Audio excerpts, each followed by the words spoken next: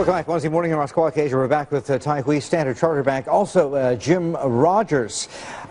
Jim, let me get back to you. Earlier on this morning, we were talking to another expert about demand creation out of the Japan disaster, and he was talking, among other things, about rough rice and maybe a nice bid to the price there, because, I mean, a lot of the paddy fields have been salted over and aren't going to be active for some time. Japan, I know, has significant stocks of rice. Corn, soybeans, Tai Hui is a little bit worried about that. Do you like both of those sources, and do you think this disaster is going to be good for prices? Absolutely. I'm sure it's going to be good for prices. You're now going to have people whittling down their reserves, and that means that the supply going forward is going to be in worse shape than it has been before. No, this is good for agriculture and good for many commodities. Not saying it's good for the world. I'm not saying it's good for Japan, but there's always, as you know, in Asia, we talk about opportunities out of disasters. Every disaster leads to some opportunities for some people who pay attention. Okay, now, Jim, but, you know, when people are freaked out like they are, they do what they did yesterday. All constituents in the Nikkei were down. On Monday, people saw, you know, we're doing the optimist trade about the rebuilding, the thing you talked about, you know, something that they haven't been doing for 20 years in Japan. But that's somewhat lost.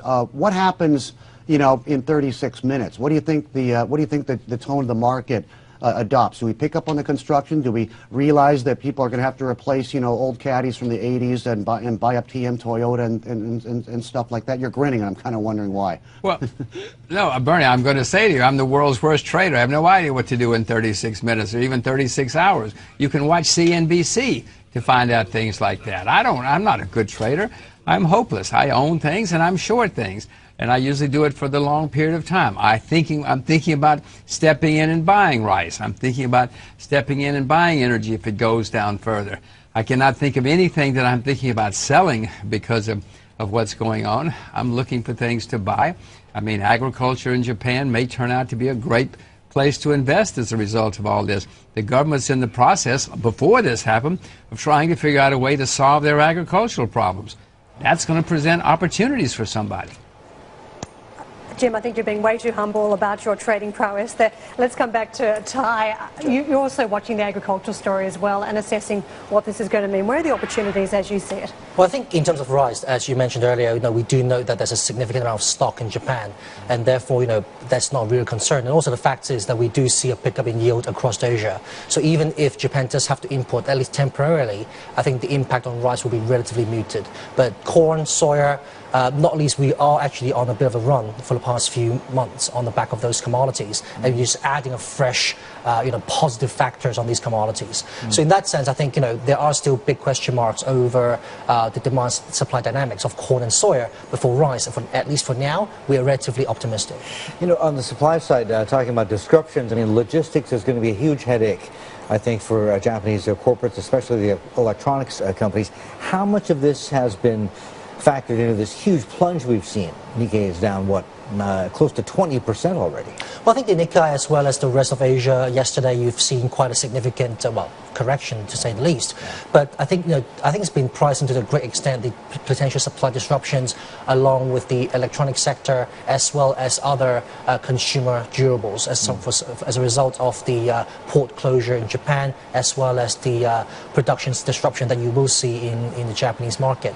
At the end of the day, you know, an electronic gadget in Asia today is made up of many components, and if you just miss one of them, you can't produce. So I think that is going to be a short-term concern, at least until we see production resume. Is this, I mean, this may sound like a very cruel take, but I mean, whenever you hear about supply-side disruptions, you think price pressures to the upside. Yeah. Inflationary pressures. In Japan's case, could this actually be a good thing?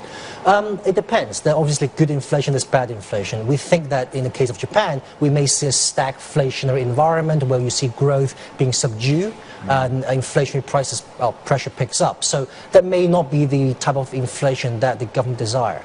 And meanwhile, if you look at the rest of Asia, it is still moving in good momentum. We think that a lot of the panic we see in on Tuesday is really transiting from Monday. Market looking at fundamentals and connection between Asia and Japan, and then Tuesday is no longer just about economics but about environmental contagion, about spillover, about survival. So I think there's a big difference in the market sentiment between Monday and Tuesday. Point taken. Hey, Jim, Bernie again. Let's talk about replacement demand because, you know, when the week kicked off, we saw like some of the South Korean names gain while the Japanese, like, I don't know, technology, the famous names were crumbling. You know, where there might be, you know, disrupted output from this country, do you think the slack might be taken up for a while? And I know you're not a trader, but if you're not a 36-minute or 36-hour guy, certainly you're a 3 to 6 month guy.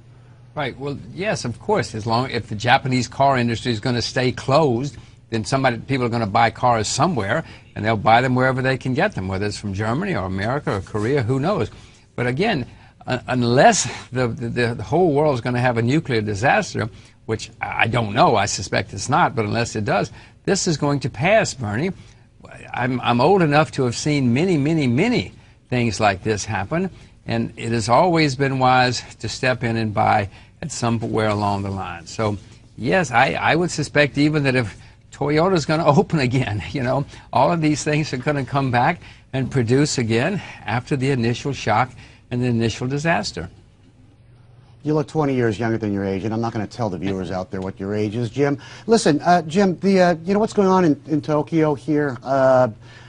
They're clearing the shelves. I went down to the 7-Eleven in this building this office is located in, and there was nothing. I just wanted a sandwich, a quick meal without having to wait in line at a fast food place, and it was cleared out. And you got places like, you know, China and Hong Kong now saying they're going to test food for radioactivity. You're a big guy on agriculture. You love farming. Yeah, no, I agree. This is going to cause a rundown of many stockpiles around the world, of many reserves, whether it's of oil or rice or whatever it happens to be. This is going to cause the ultimate supply-demand for real stuff, for commodities, raw materials, to be even better than it was going into this. And they're going to be spectacular opportunities. As I said before, the Japanese were already trying to do something to give incentives in agriculture. This is just going to make it even better, and especially if some of the shares have collapsed, my goodness, it's going to be a great opportunity.